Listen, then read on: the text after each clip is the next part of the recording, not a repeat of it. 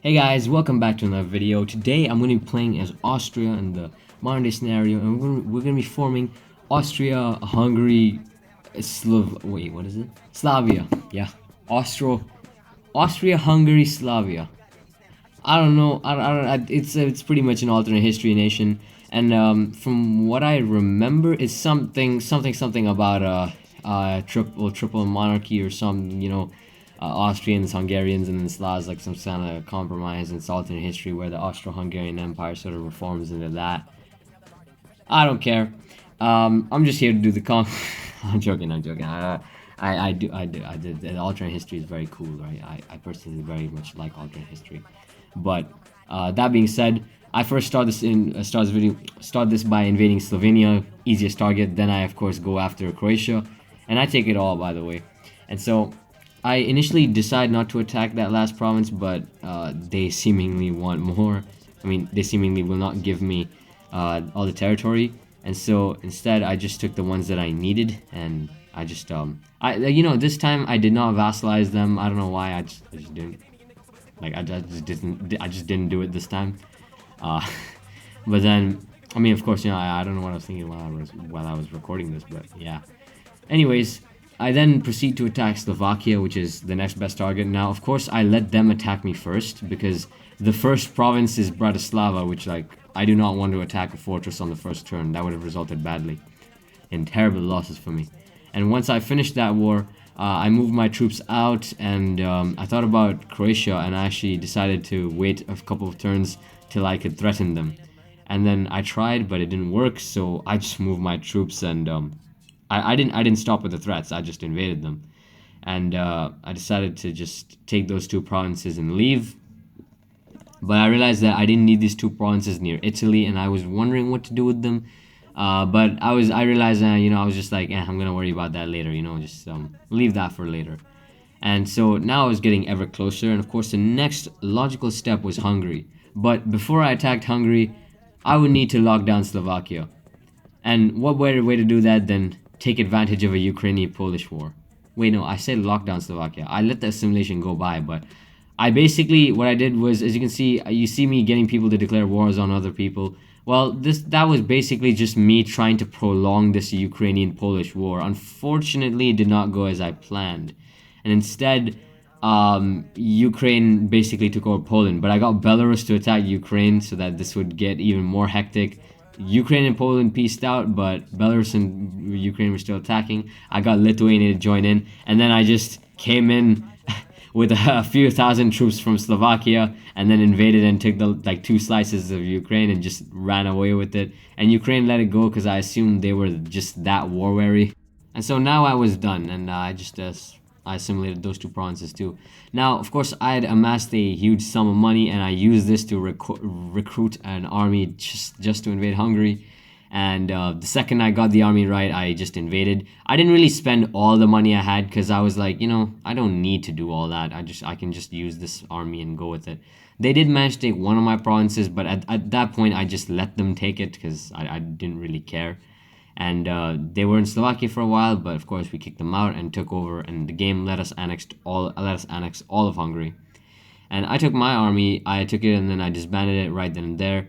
And I was looking at the cluster of the absolute shit fest I've made in Ukraine, but I don't want to look at all that. I just let Hungary assimilate because I knew I needed Hungary assimilated and stable before I invaded Romania, which is the next target.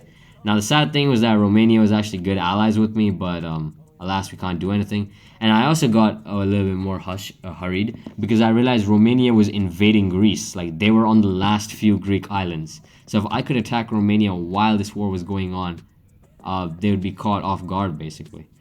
And so I came in, and keep in mind, guys, if you notice, I had 400,000 just ready in the coffers, ready to go. And I spent it all, and I mean every last coin of that. Actually, no, not every last coin, but almost all of them. I had a 40,000 strong army, which is absolutely punching over my over my weight in terms of economy. But at the same time, I was able to basically just steamroll Romania, considering they had less troops and my army was absolutely massive. And soon enough, I reached Bucharest and took over 100% of Romanian territory. And I decided to just be a little bit more annoying and take Athens, and then immediately leave, allowing it to the Greeks, and letting the Greeks take back their country. So now I've decided to finally peace out with Romania. But since I had a couple more star points left, I just took this whole chunk of Romania. Why did I do that? Well, it's simple. I wanted to release this thing. I wanted to release Wallachia, which is what I soon did right after that. Now, the next thing is that after this invasion, I didn't just want to disband my army because it was like 40,000 people going to waste. And so instead, I decided to use my army in the best other way possible, invading Bulgaria. And soon enough, Bulgaria had fallen, and they actually managed to get through my line at one point, but I made sure to put a stop to that real quick. And once I took over Bulgaria, I decided to just release the monarchist Bulgaria from over in the the list of nations, right? I decided to release the monarchist Bulgaria, and so as a puppet government. And then afterwards, I declared war on North Macedonia immediately afterwards. And then I also, right in the mix, I had a declared war on Albania. Because you see, the Bulgarian war had taken out a large chunk of my army. But my army was still strong in comparative to the region. And so I just declared war on Albania, North Macedonia, and Montenegro at the same time, just to take them all out.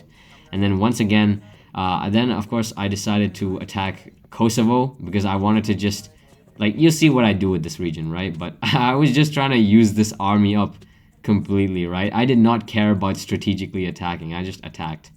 So afterwards, I changed my government to communist, and then decided to just release all communist states in this region. And I decided to, like, basically turn the borders back to what they originally were. So now it was just, puppet states all over. And then right afterwards, I decided to take my 10,000 men and then go and invade Bosnia too, because why not? At this point, why not? And so Bosnia actually was where my army faltered a bit, so I had to actually recruit a few more, which kind of defeats the purpose of this whole destroy my army thing. But I invaded Bosnia and then puppeted them. And so then I decided that, maybe this is enough. But then I decided, no, let's take out Croatia too. And so I took out Croatia. And then I decided I thought about re-releasing them. Okay. But then I just decided to give them the one state that they had. And then I decided to release I tried to look for Fiume, thinking that was there. But I don't think that was here. I don't know why I thought it would be here. But then I instead I thought about giving it to Croatia, which I did later. And then finally I formed Austria Hungary Slavia. I will see you guys next time. Bye bye.